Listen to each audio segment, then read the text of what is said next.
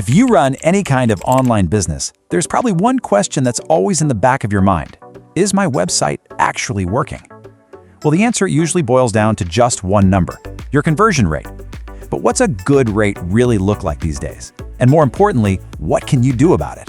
Let's dive in. This is the question that keeps so many of us up at night, right? You're getting traffic, you're running the ads, but are those visitors actually doing what you need them to do? Let's figure out how you really stack up. So here's what we're going to cover. First, we'll nail down what a conversion rate even is. Then, we'll look at the benchmarks so you can see where you stand. After that, we'll get into the why, the key factors behind your numbers, and I'll give you some proven ways to improve. Oh, and you're going to want to stick around for the end, because we'll talk about the one metric that's actually even more important than your conversion rate. Okay, let's start at the very beginning. What in the world is a conversion rate? It's actually pretty simple. A conversion is just when a visitor on your site does the thing you want them to do. That could be something big like, making a purchase, or it could be a smaller step like signing up for your email list. The conversion rate is just the percentage of people who actually do it. And the math behind it, super simple. You just take the number of conversions, divide that by your total number of visitors, and then multiply by 100 to get your percentage. So if you had 1,000 people visit your site and 30 of them bought something, boom, you've got a 3% conversion rate. Easy as that.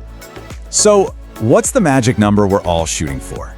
Generally speaking, a solid, healthy conversion rate is going to fall somewhere between 1.5% and 5%. You can think of this as the green zone. If you're hitting above 5%, you are absolutely crushing it. But if you're below 1.5%, that's a huge sign that there's a major opportunity to do better. But here's the thing, that 1.5 to 5% range is just a ballpark. The truth is, what counts as a good rate really depends on your specific industry and where your traffic is coming from. So let's get into the details. Now, this is where it gets super interesting, because the difference between industries is massive. You've got hotels and resorts at the top converting at a really healthy 3.7%. But then you look way down at the other end, and the engineering industry is averaging just 1.1%. Context, you guys, is everything. Take a look and find your category. As you can see, the numbers are all over the place. A typical e-commerce store should be aiming for around 2.3%. But hey, if you're selling luxury goods, 1.3% is actually pretty standard. This is exactly why comparing yourself to some vague, general average can totally throw you off.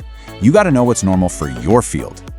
And it's not just about what you're selling, it's about how you're reaching people. The marketing channel you use to bring visitors to your site has a huge impact. For example, leads from a public speaking gig convert at an awesome 3%, while old school direct mail barely registers at 0.2%. So why such a big difference? Well, it all comes down to intent. Think about it. Channels like email marketing or organic search bring you people who are already warmed up. They're already looking for what you have. This is so important to remember. The quality of your traffic matters just as much as what happens once they land on your site. Okay, so now we have our benchmarks. But what's the real reason one page converts at 5% while another one just flops? Let's dig into the 6 key factors that will make or break your success. Think of this list as your ultimate checklist for a high-converting page. How fast is it? Is it super obvious what you do? Is your Buy Now button easy to find? Does it actually work on a phone? Do people trust you? And most importantly, does the page deliver what you promised to get them there in the first place? Let's talk about speed first, because honestly, this is a killer. Google themselves found that just a single 1-second delay in your page load time can tank your conversions by up to 7%. That is huge. In today's world, nobody waits for anything. And what about trust? It's not a nice to have, it's absolutely essential. Get this, a study by Bright Local found that a whopping 77% of people always check reviews before they buy.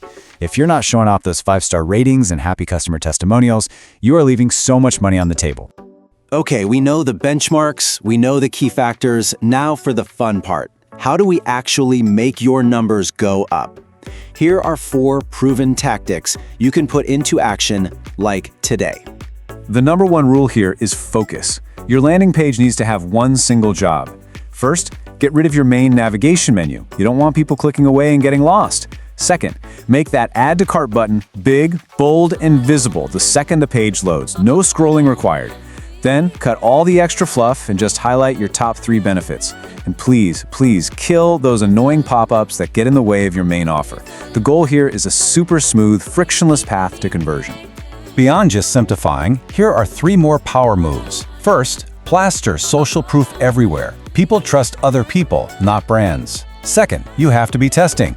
A/B testing something as simple as your headline can give you some incredible wins. And third, personalize the experience. A loyal customer shouldn't be seeing the exact offer as someone who's never heard of you before. So we have spent all this time talking about conversion rates, but now I'm going to let you in on a little secret. It's not the most important metric. I know. But there is something else that matters so much more to the actual health of your business. And here it is, the single most important takeaway. Profit is king, not your conversion rate. Your conversion rate is just an early signal, right? It tells you if people are taking action, but it tells you absolutely nothing about whether those actions are actually making you money. I mean, you could have a 10% conversion rate selling dollar bills for 90 cents. The numbers look great, but the business is going bankrupt. So yeah, you absolutely need to track and optimize your conversion rate, but don't let it become your only obsession. The real question you should be asking is this: are you just measuring clicks, or are you measuring what really drives long-term growth? Because at the end of the day, a successful business isn't built on conversions, it's built on profit.